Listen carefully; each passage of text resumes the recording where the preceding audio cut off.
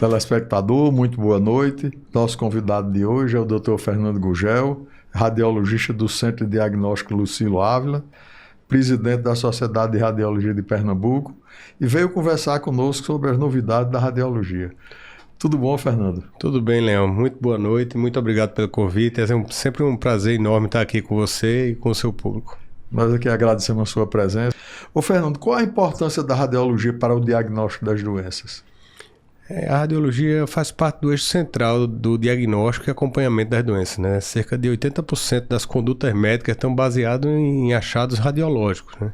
Então a radiografia consegue evidenciar estruturas anatômicas de uma maneira não invasiva, né? Antes da radiologia, você imagina que para você ter uma descrição das doenças era preciso realmente estudos patológicos, né? Cirúrgicos, abrir o paciente para você ter uma noção do que estava acontecendo. E desde 1895, quando Röntgen, né, descreveu a primeira radiografia, que foi da mão da esposa dele, isso aí veio evoluindo, né, e tivemos a tomografia depois nos anos 70, que foi mais um prêmio Nobel, Hounsfield descreveu. Depois ressonância magnética e ultrassonografia, que são métodos mais inofensivos, né? Menos invasivos, não utilizam a radiação. Então a radiografia permite que a gente acompanhe as doenças, diagnostique precocemente e acompanhe também o tratamento, mudando exatamente as condutas. Ô, Fernando, você é o novo presidente da Sociedade de Radiologia de Pernambuco. Qual a sua opinião e os principais desafios que você vê na sua especialidade atualmente?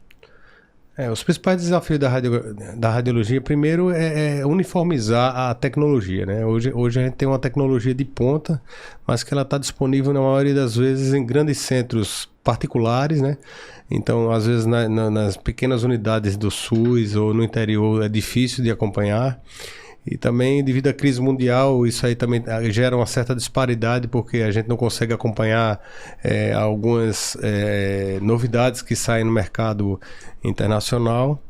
Essa é a primeira dificuldade. A segunda dificuldade importante está presente exatamente na educação continuada, porque como a radiologia é um dos métodos que mais evolui em termos de tecnologia, em termos de novidades, você tem que estar sempre educando. Então a nossa sociedade tem esse compromisso exatamente de manter a educação continuada. E o terceiro, o pior de todos, é exatamente a questão financeira. A maioria dos radiologistas são empregados, né? Eles não são profissionais liberais como outros médicos, né? Eles estão ligados a um centro que tem as máquinas que tem, e eles se submetem a condições de recebimento financeiro que normalmente não são negociadas por eles, né? São subcondições que normalmente não vê a complexidade de suas atividades. Eu digo muito que a tecnologia tem entrado na área médica de uma maneira geral, explorando muito o médico, né? Cada vez mais que a tecnologia anda, a gente tem percebido que a gente tem que trabalhar mais para ganhar a mesma coisa. Ou menos, né? Ou até menos, às vezes, né? O preço vai lá para cima, mas o da gente fica igual a tendência de toda tecnologia está descrito, né, em startup e tudo mais, a tendência sempre é ir para a parte da democratização, né? Tornar a coisa democrática. Mas essa questão democrática acaba, às vezes, não levando em consideração a complexidade da atividade, né? E é isso que acontece muito na radiologia. Ô, Fernando, você tem se destacado como radiologista que está sempre em busca dessas inovações tecnológicas. Qual é a principal novidade da área? A principal é difícil. A principal, eu acredito que a inteligência artificial acaba sendo a principal em toda a atividade humana, né? Não só na radiologia. Mas especificamente em cada uma delas, a gente consegue, por exemplo, na ressonância magnética, a gente tem avaliação multiparamétrica de vários órgãos, por exemplo, do fígado, da próstata, e a gente consegue avaliar funcionalmente e às vezes até molecularmente as estruturas, e quando você predizer a presença de doenças, às vezes até antes delas aparecerem. Então, hoje você também tem uma grande evolução no termo de radiômicos, que a gente chama, que são números gerados por imagem, que você pode associar com genética, e aquilo ali também tem uma medicina mais personalizada e direcionada para o paciente. No campo da ultrassonografia, você tem elastografia, que é um método quase de palpação guiado por imagem, onde você tem ondas de ultrassom sendo transmitidas para o paciente e conseguindo ver a dureza de alguns tecidos. Então você consegue quase que dizer se aquilo, se tem um tumor palpável ali, se tem uma coisa endurecida, uma área endurecida. Se é um líquido, se é um líquido, exatamente. Se você consegue dizer, se, por exemplo, se está endurecido, aquilo ali tem mais fibrose, e aí, por exemplo, um fígado, que é muito usado para isso. Você consegue dizer que um fígado gorduroso já está começando a ficar endurecido por causa de uma fibrose, e aí você suspeitar o grau de fibrose. Ou se é um tumor, você dizer que aquilo ali tem mais fibrose, aquilo ali provavelmente é mais maligno. Você tem contrastes sendo utilizados também na ultrassonografia. Esses contrastes permitem ver a dinâmica dos vasos. E, como eu falei, a principal de todas é a inteligência artificial, que está entrando na radiologia, como em todas as áreas, desde a marcação.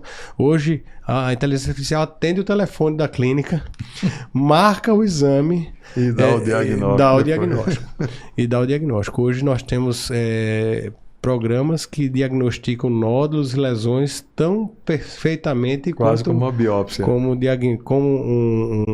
um radiologista experiente. E como uma biópsia também. Isso é interessante, porque exatamente por causa de toda essa questão funcional, é muito provável que em pouco tempo a gente bypasse a biópsia. Da imagem, pule diretamente para o tratamento. Vai fazer punção, nadinha. Isso, é bem provável. Fernando, fala-se muito da radiologia intervencionista. Explique para a nossa audiência o que é isso. De forma bem leiga e rápida, a radiologia intervencionista é a parte terapêutica da radiologia. Então é a parte que pega os exames de imagem, ultrassom, raio-x, tomografia, ressonância, qualquer um deles para aplicar uma terapêutica. Vai injetar uma medicação, vai drenar uma coleção, vai queimar um tumor. Então a radiologia intervencionista é a parte terapêutica da radiologia.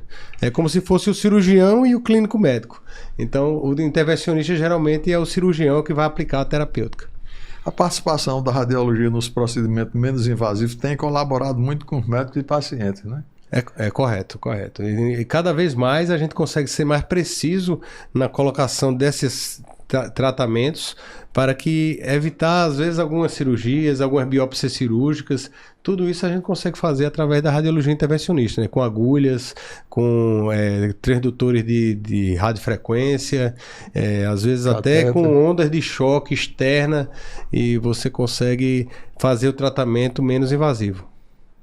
Nesse sentido, qual é a vantagem de fazer a biópsia transperineal da próstata em vez da transretal? Especificamente sobre a via transperineal, é uma novidade que a gente vem trazendo agora com fusão de imagem. Ela permite evitar, a principal vantagem é evitar a flora intestinal. Antigamente, o método padrão utilizado para a próstata era colocar a agulha através do reto. Então, para chegar na próstata, eu passava por dentro do reto. Hoje a gente pode, com ultrassom também retal, mas a gente coloca a agulha por via transperineal ali, entre o reto e a bolsa escrotal, e você consegue colher sem passar por dentro do reto. Evitando a contaminação dessa Consequentemente, área, né? O nível de infecção é bem inferior. Enquanto na transretal gira em torno entre 6% e 10% de infecção, essa aí é menos de 1%. Tão baixo que muitos centros já estão até nem fazendo mais profilaxia antibiótica nesses casos, que é mandatória no caso da endorretal. É uma evolução grande, né? Enorme. Além disso, tem outra grande vantagem, que como ela vai pelo períneo, você consegue colher fragmentos tanto do ápice da próstata quanto da parte anterior, que quando você vem pelo reto, muitas vezes você não conseguia colher. Quem quiser saber mais sobre o que falamos aqui, algumas evoluções dentro da radiologia, onde é que vai lhe encontrar? Eu trabalho no Centro Diagnóstico Lucilo Ávila. Você tem no Instagram institucional, que é Lucilo Ávila Diagnóstico, você pode achar várias informações dessa, tá? Também no site dos eventos da sociedade, Radiologia_SRPE, você pode no Instagram da sociedade. Fernando, muito obrigado pela sua entrevista. Foi um prazer enorme estar aqui com você, Leão, poder trazer um pouco da radiologia de hoje e as perspectivas que nós temos para o futuro. Parabenizar você e lhe desejar boa sorte nos congressos brasileiro e pernambucano que vão ser sediados aqui em Pernambuco. Com bastante satisfação que agora em agosto, dia 1º e 2º, a gente vai ter o congresso, a Jornada Pernambucana de Radiologia, E ano que vem conseguimos trazer o Congresso Brasileiro de Radiologia aqui para Recife. Um evento de 5.000 participantes, né? Perfeito, o maior evento da Radiologia Nacional. E você em casa não sai daqui, voltaremos após o intervalo.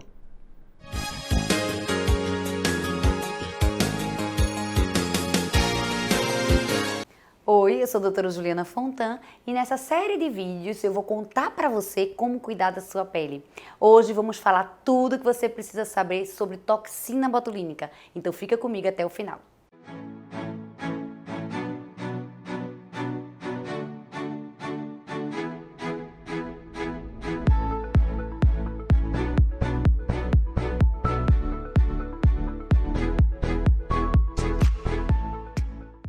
Você sabia que a toxina botulínica é o procedimento estético mais realizado no Brasil e no mundo?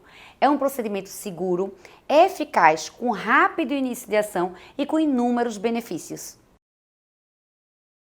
Uma dúvida frequente é como age a toxina botulínica. A toxina botulínica age inibindo a contração muscular. Com isso, ela vai amenizar aquelas rugas formadas pelo movimento repetitivo do músculo, como ruga do bravo, rugas da testa, ruguinhas de pezinho de galinha. Além disso, gente, você sabia que a toxina botulínica ela também é usada para tratar algumas doenças, como rosácea, espasmos musculares, enxaqueca e também uma doença muito comum de ser tratada com a toxina botulínica é a hiperidrose, que é o excesso de suor que pode acontecer nas axilas, nas mãos e nos pés. Outra dúvida frequente é a partir de que idade é possível iniciar o tratamento com toxina botulínica. Não existe uma idade específica, mas comumente costumamos a prevenção dos pacientes a partir de 25 anos, quando já começa a mostrar aquelas ruguinhas de movimentação muscular. Nesse caso, chamamos de toxina preventiva, porque a gente vai tratar aquela atividade muscular para evitar que a ruga se torne fixa. Agora eu vou responder a pergunta de uma internauta. Doutora, quanto tempo dura o Botox? Excelente pergunta. A toxina botulínica costuma durar de 4 a 6 meses. Se a toxina vai durar um pouco menos, 4 meses, ou um pouco mais, 6 meses, depende de alguns fatores, da dose aplicada, da atividade muscular de cada paciente. Então, aqueles pacientes que gesticulam muito, faz muita atividade muscular, a toxina tende a durar um pouco menos. De atividades físicas. Então, atividades físicas de alto impacto faz com que a toxina dure um pouco menos também. E aí, gostou do conteúdo de hoje? Para saber mais sobre tudo que falamos aqui, acompanhe meu perfil do Instagram, @JulianaFontanDermato. Semanalmente estarei aqui trazendo mais dicas de dermatologia para você. Até lá!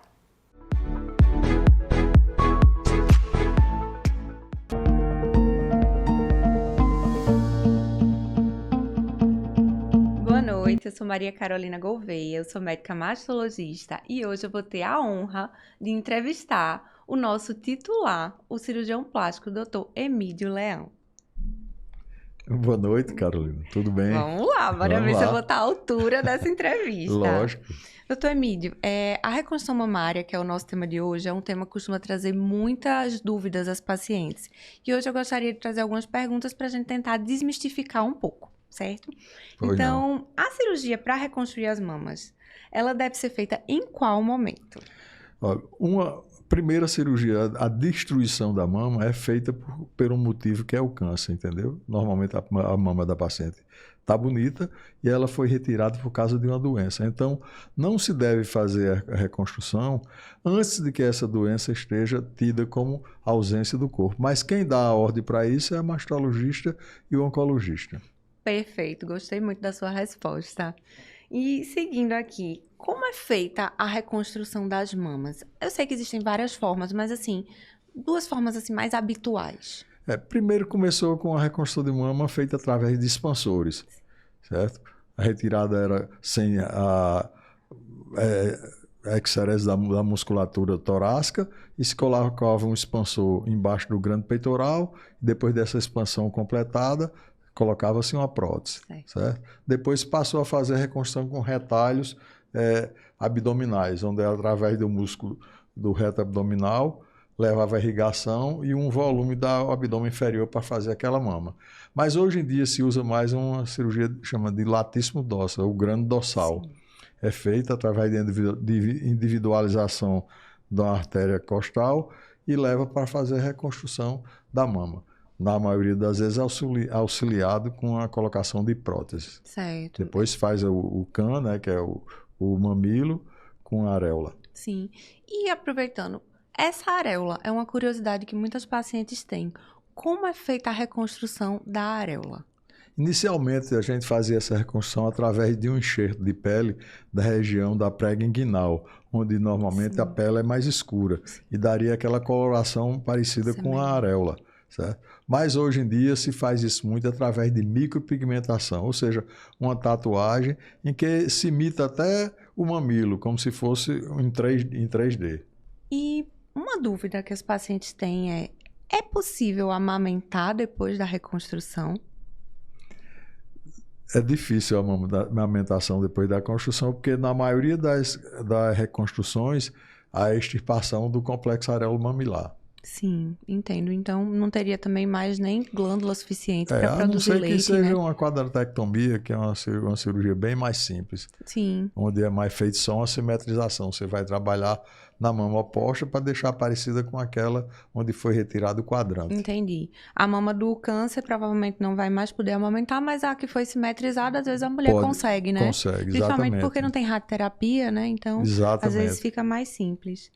Certo. E a reconstrução deixa cicatrizes? E o que o senhor acha e fala para as suas pacientes sobre essas cicatrizes? As cicatrizes, elas ficam em qualquer tipo de cirurgia, certo? Elas podem ser de boa qualidade, mas também elas podem ser de má qualidade. Quando é feita a reconstrução, onde se usa a radiação, essas cicatrizes elas tendem a ser de má qualidade, até porque a radiação faz uma fibrose muito grande no tecido, até a elasticidade dele fica comprometida. Eu digo que uma reconstrução de mama pode deixar a mama até esteticamente bonita, mas a parte funcional dela vai completamente por água abaixo. Entendi. Mas o que eu entendo é, a mama que a paciente perdeu, ela nunca mais vai recuperar. De maneira alguma. Então, a gente tem que entender que essa cirurgia é uma cirurgia reparadora e que as cicatrizes fazem parte de tudo que ela viveu, né? Então, eu acho que... Como qualquer outro tipo de cirurgia. Isso, exatamente. Eu não acho que é algo que depois que a gente tem tantos anos de vida após um tratamento... Depois de uma cirurgia desse tipo e da paciente passar por um câncer, a cicatriz da alma é muito maior que a do corpo. Verdade, concordo plenamente. Obrigada, doutor Leão, foi um prazer. Eu que agradeço ter tido essa oportunidade de responder a você perguntas tão sábias. Obrigada. E vocês ficam com a gente aqui, agora a gente vai para o intervalo e até a próxima.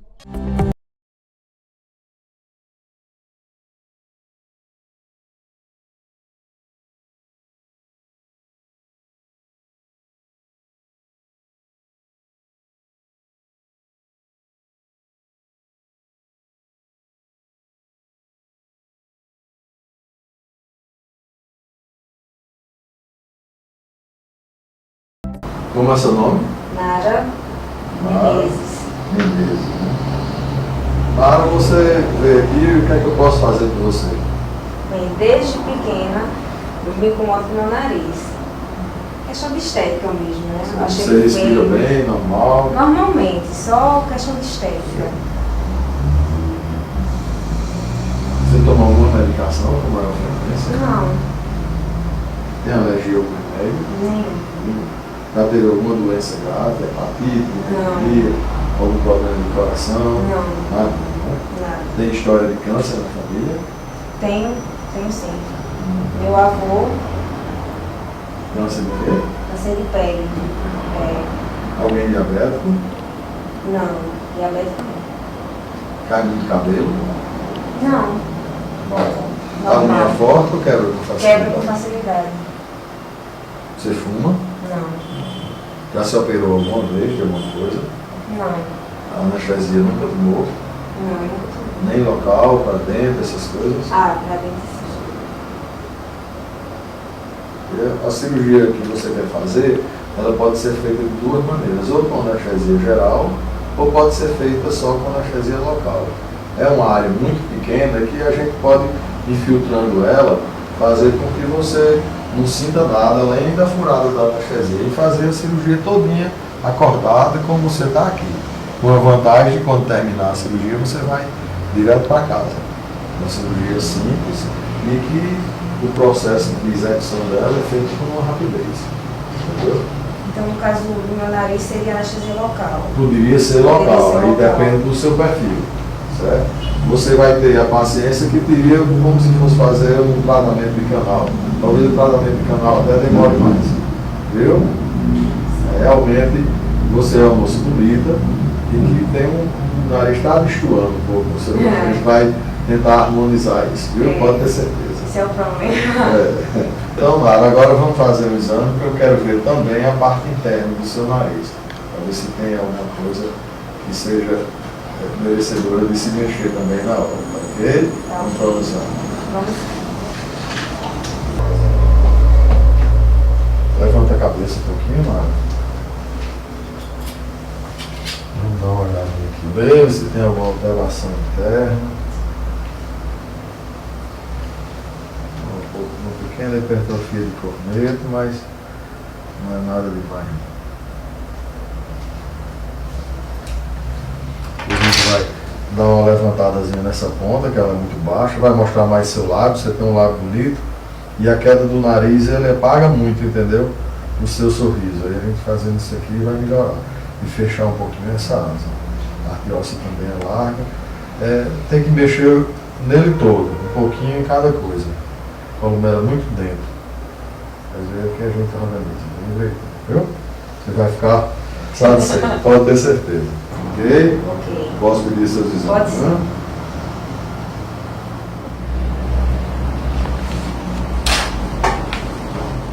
Tá. Até a volta, hein?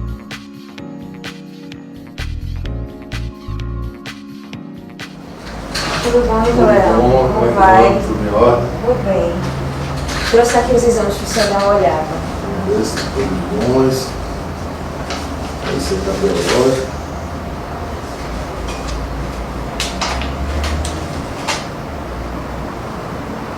Coração da primeira. Tá. E agora para a posição.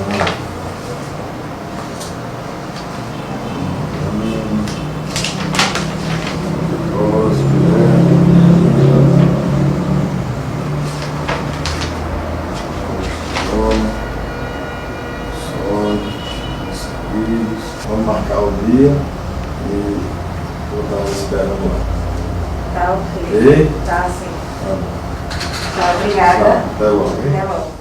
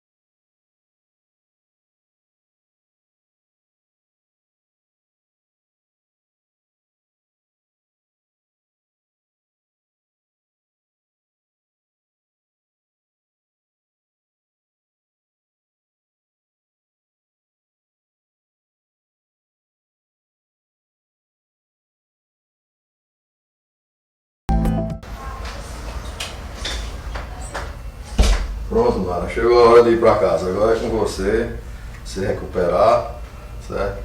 Vai no consultório de hoje há uma semana para a gente tirar esse aquaplástico e você vai ver que ficou tudo beleza, viu? Tá certo, meu. Obrigada. Por nada.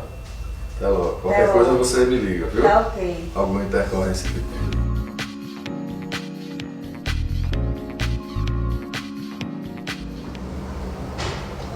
Olá, menino. Doutor Leão. Vamos tirar seu curativo, ver como é que você ficou. Senta aí. Como ela incomodou muito esses dias. Pouco. Pouquinho, bem Meio pouquinho. entupido. É. Mas está respirando já melhor. Agora eu já tô respirando bem Não melhor. ficou quase nada roxo, né? Não. Fiquei surpreendida, porque eu pensei que ia ficar, não ficou. Vamos lá. Vamos. Vamos levantar aí. Vamos lá, Mara, tirar esse seu gessozinho hoje.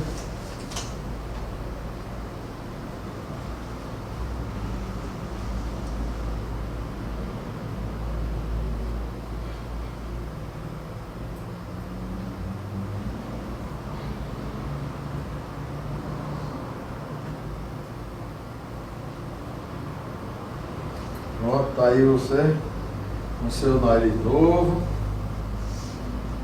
Senta para dar uma olhadinha ali. Veja aí como é que você está.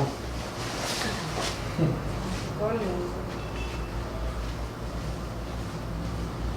O que é que você achou? Olha o perfil. Muito bom. Então, Lara, a vida praticamente normal. A única coisa que eu não quero é sol, entendeu? E ainda não comer coisas assim, tipo crustáceo. O resto você pode fazer tudo. Tá certo. Bom? Tá ok. Parabéns. Obrigada, doutor Leão.